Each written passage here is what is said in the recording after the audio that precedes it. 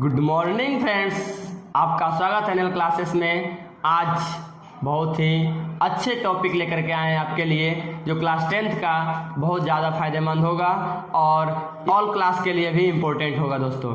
तो फ्रेंड्स, आज हम ज्योग्राफी का क्लास पढ़ेंगे। ज्योग्राफी में हम जानेंगे संसाधन क्या है, संसाधन के प्रकार जानेंगे, संसाधन किसे हम कह सकते हैं, संसाधन के बारे में पूरी डिटेल से हम चर्चा करेंगे। तो दोस्तों, यदि कोई यह वीडियो पर नए हैं तो यह वीडियो को अंत तक देखें, और अगर यदि अच्छा लगता है तो एक लाइक, सब्सक्राइब और बेल आइकन को अवश्य दबाएं दोस्तों, और अपने फ्रेंड्स के पास शेयर करें। तो चले बिना देर किए हम क्लास आज का शुरुआत करते हैं। तो हम जानेंगे सबसे पहले संसाधन किसे कहते हैं। तो संसाधन जानेंगे दोस्तों कि हम हमारे पर्यावरण में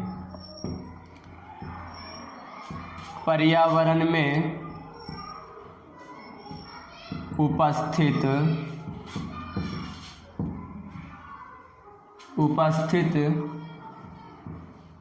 जितने भी वस्तु या पदार्थ, जितने भी वस्तु या पदार्थ हैं जो हमारी ज़रूरतों को पूरा करने में प्रयुक्त किया जा सकता है, संसाधन कहलाता है।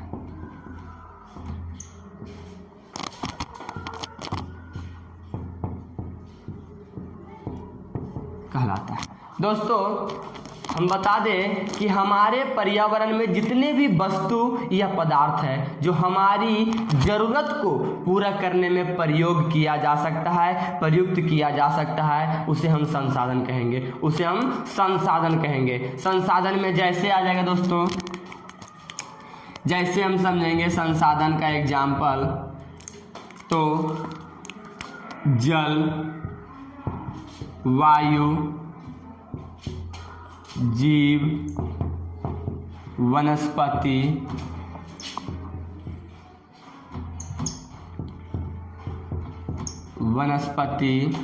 और पेड़ पौधा, मिट्टी, etc। ये सभी संसाधन है दोस्तों, ये सभी संसाधन है। संसाधन अगर बनावटी की दृष्टि से देखा जाए तो संसाधन दो प्रकार के हैं दोस्तों। बनावटी की दृष्टि से देखा जाए तो संसाधन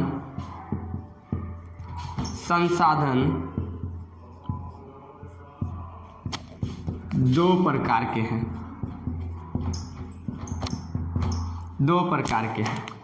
पहला हो जाएगा प्राकृतिक संसाधन और दूसरा हो जाएगा मानवीय संसाधन।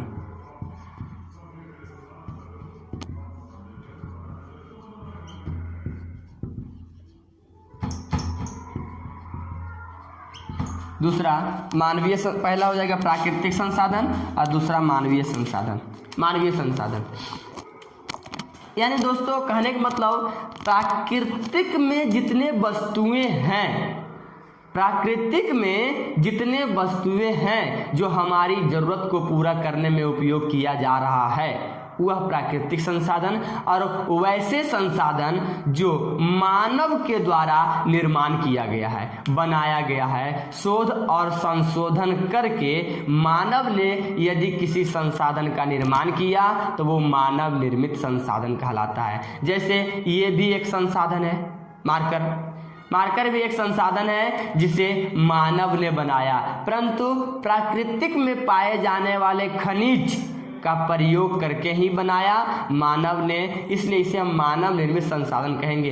जैसे आप देख रहे हैं बिजली, शक्ति संसाधन, ये शक्ति संसाधन मानव निर्मित संसाधन है, जिससे शक्ति का प्रयोग कर यानी प्राकृतिक वस्तुओं पदार्थों का प्रयोग करके मानव ने एक संसाधन बनाया है, जिसे मानव निर्मित संसाधन कहेंगे। और प्राकृतिक संसाधन के रूप में हम जानेंगे जैसे मिट्टी एक प्राकृतिक संसाधन हो गया, जल एक प्राकृतिक संसाधन हो गया, खनिज जैसे लोहा, सीसा, तांबा, ये सब खनिज जो हो गया प्राकृतिक संसाधन हो गया।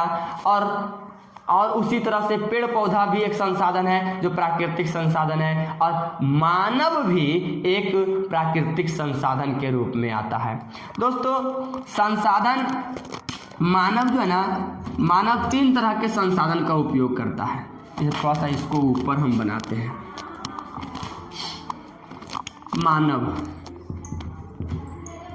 मानव 3 प्रकार के वस्तुओं का संसाधन का उपयोग करता है। पहला प्राकृतिक, दूसरा प्रौद्योगिकी, और तीसरा संस्थाएं। कोई संस्था चलाया जा रहा है, वो भी एक संसाधन है दोस्तों। देखिए मानव एक प्राकृतिक संसाधन तो ही है, पेड़ पौधा मानव, और प्रौद्योगिकी यानी टेक्नोलॉजी जो मशीन वगैरह हो गया, ये भी एक संसाधन है जो मानव निर्मित संसाधन के रूप में आएगा। और संस्थाएं, कोई एक संस्था चल रहा है जैसे सरकारी और गैर सरकारी संस्था चलाया जा रहा है, तो वो भी संस्थाएं भी एक संसाधन है जो मानव उपयोग करते जा रहा है। और एक मानव भी बहुत बड़ा संसाधन है दोस्तों।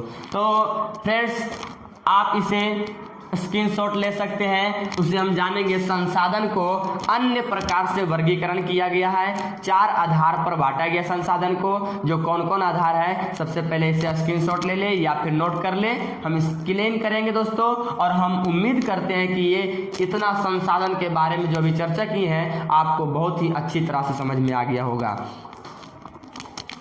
तो दोस्तों इसको हम साफ कर लेते हैं। फ्रेंड्स अब जानेंगे हम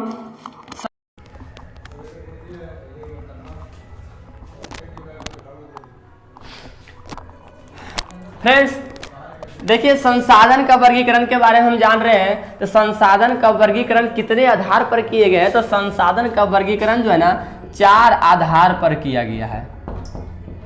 4 आधार पर किया गया। पहला जो है ना उत्पत्ति के आधार पर, यह दूसरा है समाप्यता के आधार पर, यह तीसरा है स्वामित्व के आधार पर, और यह चौथा है विकास के स्थिति के आधार पर। उत्पत्ति के आधार पर संसाधन 2 प्रकार के होते हैं।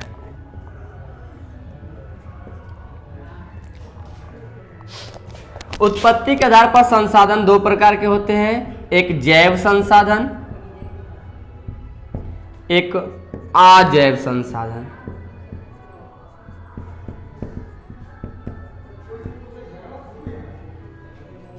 समाप्यता के आधार पर भी संसाधन 2 प्रकार के होते हैं, एक नवीकरणीय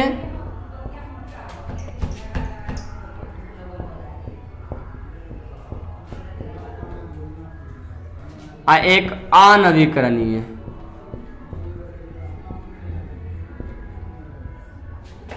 स्वामित्व के आधार पर संसाधन 4 प्रकार के होते हैं। एक होता है व्यक्तिगत संसाधन, दूसरा होता है व्यक्तिगत, सामुदायिक, राष्ट्रीय और अंतर्राष्ट्रीय।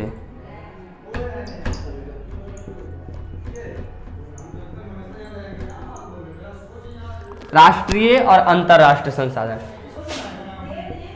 हाँ, राष्ट्रीय और अंतर्राष्ट्रीय संसाधन। विकास के स्थिति के आधार पर भी संसाधन 4 प्रकार के होते हैं। पहला संभाव्य, दूसरा विकसित,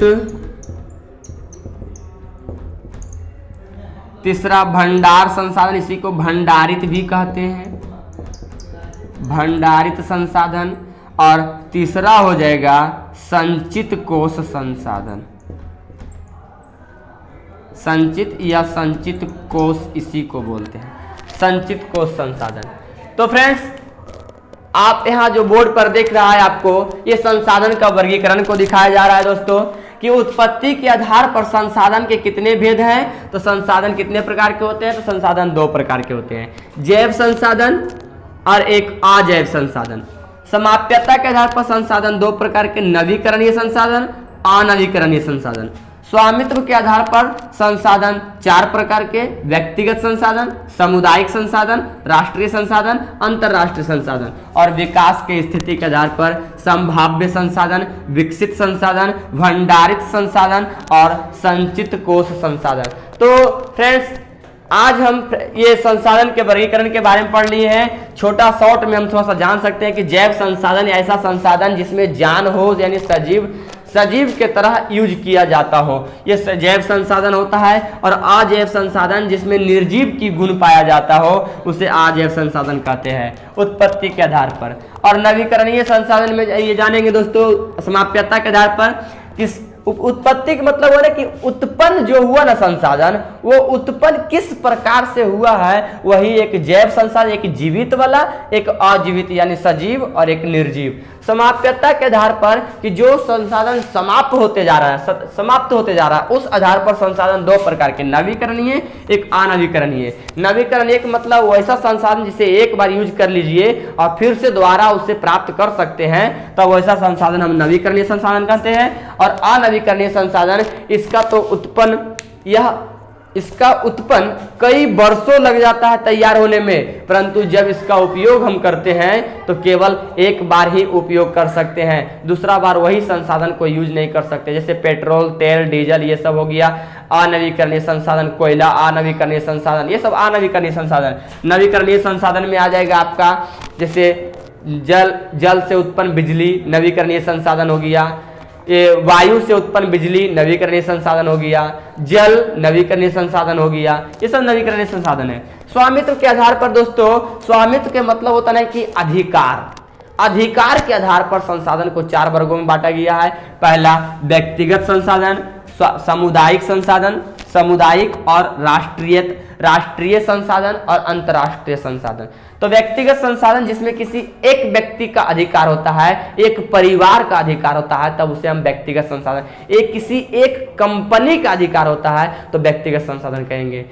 लेकिन सामुदायिक संसाधन में जानेंगे कि जब कोई वर्ग का, कोई समूह का अधिकार होता है, जैसे मंदिर एक सामुदायिक संसाधन है जिसमें पूरी समाज का अधिकार होता है। मस्जिद एक सामुदायिक संसाधन है, पूरी समाज का अधिकार होता है। राष्ट्रीय संसाधन जो पूरी एक देश का अधिकार जिस पर होता है, जिस संसाधन पर पूरी देश का अधिकार होता है, उसे हम राष्ट्रीय संसाधन कहते हैं। और अंतर्राष्ट्रीय संसाधन किसे कहेंगे? अंतर्राष्ट्रीय संसाधन वैसा संसाधन